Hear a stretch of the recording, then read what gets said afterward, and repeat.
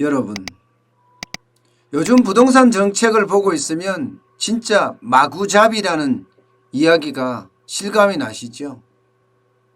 이게 컨트롤 타워도 없어요. 정부도 청와대도 국회도 제각각입니다. 특히 거대 여당인 더불어민주당은요, 지금 행정부를 패싱한다고 생각해야 되나요? 국토교통부를 빼놓고 그냥 마구잡이로 지금 부동산 법들을 발의를 하고 있어요. 그러니까 혼란이 더 커진다, 이런 얘기가 여기저기서 지금 나오고 있습니다. 문재인 대통령도 김현미 국토부 장관에게 이야기를 했지만, 그러면 문재인 대통령을 중심으로 해서 지금 김현미 장관은 정책을 펴는 쪽으로 가고 입법은 지금 국회 더불어민주당이 하는 건가요? 이것도 잘 모르겠어요. 오락가락. 국토부에서 발의한다고 했다가, 더불어민주당에서 발의한다고 했다가, 청와대에서는 종부세 올려라고 이야기하고 있고, 도대체 뭐가 뭔지 이해가 되지 않습니다. 마구잡이란 말이 진짜 어울린다, 이렇게 생각할 정도입니다. 핵심은 그겁니다. 핵심은 일단 세금 폭탄이라는 게 핵심이에요. 심지어는 말입니다, 세금으로 시세 차이까지도 다까지는 아니지만 많은 부분을 몰수하겠다, 이런 생각도 하고 있는 것 같습니다. 세금 폭탄이라고 하면 부동산에는요, 취득세가 있고요, 그죠? 양도소득세가 있고요, 보유할 때 또 있는 거죠. 보유세가 지금 재산세하고 종합부동산세가 있고요, 그 다음에 팔 때 양도소득세가 있습니다. 양도니까 넘겨주면서 소득이 발생하면 그에 대한 세금도 있습니다. 근데 이 세 가지 세금이 모두 올라요. 그거보다 더 충격적인 것은요, 이게 부자세가 아니라 보편정세로 가는 것 아니냐, 정세카드로 쓰는 것 아니냐, 이런 이야기까지 나오고 있을 정도입니다. 그만큼 부동산은요, 뭐가 뭔지 잘 모르겠습니다. 자, 제가 한번 풀어드릴게요. 일단 취득세 올립니다. 취득세가 많게는 4%, 적게는 1%, 이렇게 적게 취득세가 매겨졌습니다. 그런데 적어도 취득세를 15% 정도 더 올리겠다, 이런 이야기를 지금 더불어민주당 쪽에서 하고 있는 겁니다. 그와 관련된 입법도 지금 발의를 하고 있고요. 취득세가 오른다고 생각을 해보세요. 취득세라는 게 집을 살 때 부과되는 세금인데, 1주택자도 당연히 처음 살 때도 오르는 거죠. 그냥 가만히 있는다 그러면 1% 적게 내겠다, 더 적게도 낼 수 있다. 2주택자부터는 취득세 올리겠다, 3주택자 더 올리겠다.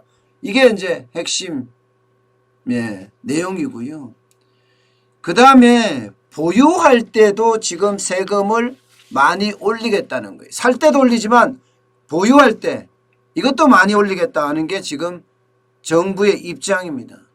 보시는 것처럼요, 적게는 0.1%포인트에서요, 많게는 지금 0.8%포인트까지 올리겠다는 거예요. 3억 이하는 0.1%가 올라가지만 94억 초과는 0.8%가 올라갑니다. 0.8%. 그야말로 보유세 폭탄인 거죠. 보유세 폭탄. 이게 종합부동산세만 이런 거예요. 재산세는 또 다른 문제입니다. 또 다른 문제. 재산세도 당연히 지금 올라갈 가능성이 굉장히 크죠.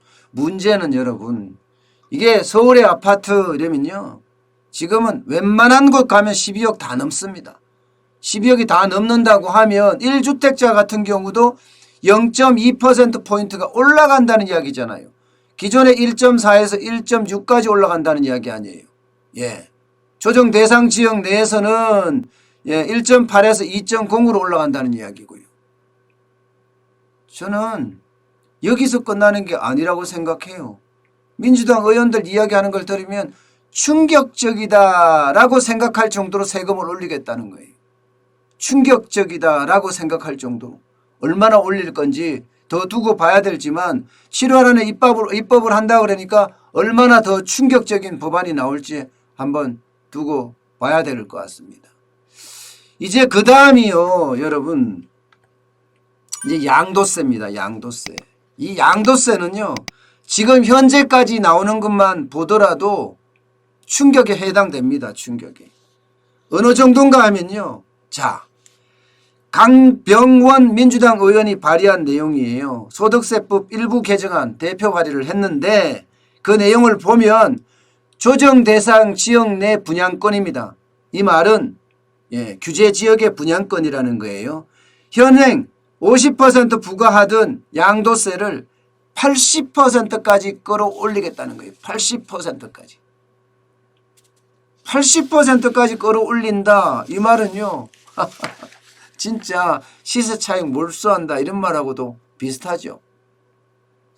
물론 1년 내에 팔 때 그렇게 적용이 된다는 이야기인데 그래도 이거는 너무하다 이런 이야기가 나오는 데다가 또 조정 대상 지역 내에 2주택자나 혹은 3주택자 이 양도세 강화한다는 거예요. 기본이 지금 42% 정도 되잖아요. 여기에다 가산세를 적게는 10% 많게는 20% 붙여왔는데 이것을 20%에서 30%로 올린다는 겁니다. 또 여기에서 뭐 금액에 따라서는 10%를 더 추가한다는 이야기도 있어요. 그렇게 되면 1년 미만 부동산 팔 때는 적용하는 양도세율이 현행 40%에서요. 80%로 바뀐다. 이런 얘기입니다. 결국은 팔 때도 물론 1년 미만이지만 뭐 1년 미만이 아니라도 양도세는 큽니다. 셉니다. 이게 80%까지 간다 그러면요. 여러분 이거 선의의 피해자들 굉장히 많이 나올 거예요. 선의의 피해자들. 예를 들어서 이런 게 있을 수 있습니다. 뭐 어쩔 수 없이 두 채를 가져야 되는 경우 또 어쩔 수 없이 1년 안에 팔아야 되는 경우가 있어요. 예를 들어서 지방으로 나는 발령이 나서 어쩔 수 없이 지방에 가서 집을 샀어요. 그런데 1년 안에 판다면 문제가 생기겠죠. 1가구 2주택이 되잖아요. 이런 경우도 있을 수 있고 그러면 가서 전세 살아라는 이야기인가요? 전세 사는 게 얼마나 고달픈지 여러분 아시잖아요. 저는 전세를 진짜 오랫동안 살아봤어요. 서울에 올라올 때부터 시작해서 월세부터 시작해서 전세까지 살아봤는데 그때마다 쫓겨날 때마다요. 한숨이 납니다. 한숨. 저는 빌라에 살다가도 쫓겨나 보기도 되고요. 아파트에 살다가 쫓겨나 보기도 하고 심지어는 옥탑방에 살다가 쫓겨나 보기도 했습니다. 그렇다면 지방으로 전근 간 사람들 입장에서는 뭐 꼭 집을 사야 된다 이런 이야기는 아니지만 아이들하고 살 때 전세를 산다? 이런 선의의 피해도 일어날 수가 있다니까요. 그러니까 이게요 여러분 살 때도 보유할 때도 팔 때도 이게 모두가 세금이라고 하면 이게 어떻게 버텨내겠습니까? 더 심각한 거 있어요. 더 심각한 거. 제가 생각해서는요. 이 부분은 진짜 심각하다 제가 생각될 만큼 충격적인 게 또 있습니다. 바로 이겁니다. 시세 구간별로 공동주택 공시가격 현실화율입니다. 쉽게 말하면 공시가격을 현실화시킨다는 이야기는 올린다는 이야기예요. 올린다는 이야기. 이거 보세요. 지금 3억 미만 현실화율이 얼마예요? 68.4%죠. 6억에서 9억까지는 67.1%고요. 9억에서 12억 미만은 68.8%예요.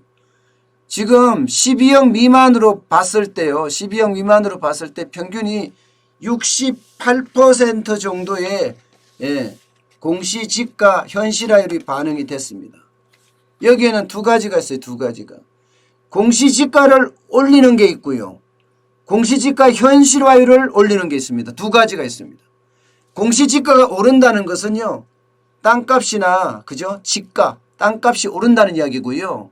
현실화율을 높인다는 것은 지금 68%인 것을 70%로 높인다는 거예요. 그러면 두 가지가 동시에 올라갑니다. 두 가지가. 공시지가도 올라가고 현실화율도 올라가고.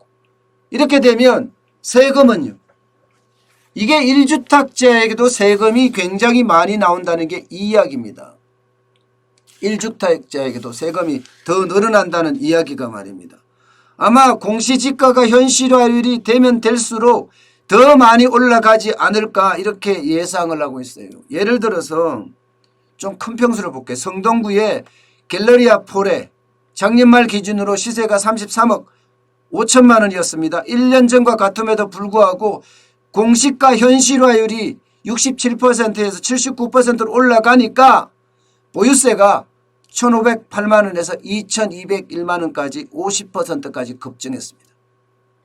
물론 이거는 170제곱미터니까 굉장히 큰 평수를 기준으로 한 거잖아요. 그런데 작은 평수도 지금 현실화가 되면 되는 만큼 또 올라갈 수밖에 없습니다. 예. 문제는요, 여러분. 이 공시가격도 올라간다고 그랬잖아요. 공시가격이 올라갈 때가 충격적이라는 거예요. 공시가격이 올라갈 때는요. 이게 공시가격 자체가 60개가 넘는 각종 세금이나 부담금을 매기는 지표입니다. 그런데 공시가격이 올라가면 재산세 올라가죠. 종합부동산세 올라가죠. 건강보험료 올라가죠. 안 올라가는 게 없어요. 다 올라가요. 예, 다 올라갑니다. 그렇게 되면요. 이거는 1주택자든 2주택자든 3주택자든 다주택자든 다 상관이 없습니다. 모두가 다 세금이 올라간다 이렇게 생각하면 됩니다. 당장이요. 시세 8억짜리 주택 현실화율이 68%에서 80%로 된다. 지금 80%까지 높인다고 하니까 말입니다. 그럴 경우에 공시가격은요. 5억 4,400만 원에서 6억 4천만 원으로 늘어납니다. 그야말로 재산세는요. 127만 원에서 162만 원으로 35만 원이 늘어나요. 35만 원. 이런 식이에요. 그러면 재산세만 늘어나는 것이 아니라 종합부동산세도 늘어나죠. 건강보험도 늘어나죠. 안 늘어나는 게 없습니다. 결국은 이게 증세라는 거예요. 증세. 예. 아마 지금 증세를 안 한다 하지만 일반 증세, 저는 일반 증세 내지는 보편 증세라고 생각하는데 그런 보편 증세들이 계속 일어나고 있고 심지어 양도세 같은 경우는 80%까지 올린다고 했을 때 이거 당군 일의 최대 세율이거든요. 당군 일의 최대 세율. 이렇게 했을 때 과연 부동산과 관련된 또 부동산에 있는 많은 사람들이 가만히 있을 거냐. 저는 참여정부 때 세금 정책 생각이 바로 납니다. 여러분도 기억하시겠지만 참여정부 후반 들어서 세금 정책 어떻게 썼습니까? 이게 부동산 세금을 정책을 쓰면서 그때 내가 곧 죽어도 무조건 어떻게 하든 집값을 잡겠다 이런 생각으로 부동산의 정책을 너무 과하게 쓰다 보니까요. 실제로 레임덕까지 왔습니다. 레임덕까지. 저는 지금 정책이 그렇게 가는 것 아니냐 싶을 정도로 지금 정책이 너무 과하고요. 또 거대 여당의 독주 정치가 너무 심하지 않나 저는 그런 생각까지도 해봅니다. 행정부를 패싱한다는 자체가요. 이게 굉장히 큰일이에요. 행정부는 법이 만들어지면 그 정책을 추진하는 게 행정부거든요. 근데 행정부가 실제 법을 추진하면서 정책을 추진하면서 현장에서 느끼는 엄청난 충격들이 있을 텐데 그런 충격들이 제대로 반영이 안 되고 그냥 의원 입법으로 된다는 자체가 이게 정치, 경제가 하나가 되는 포퓰리즘 경계로 가지 않을까. 그러면서 막무가내 입법으로 가지 않을까. 저는 그게 더 두렵습니다. 어쨌든 부동산 정책의 집값 급등에 따른 혼란 당분간 계속될 것으로 그렇게 보입니다.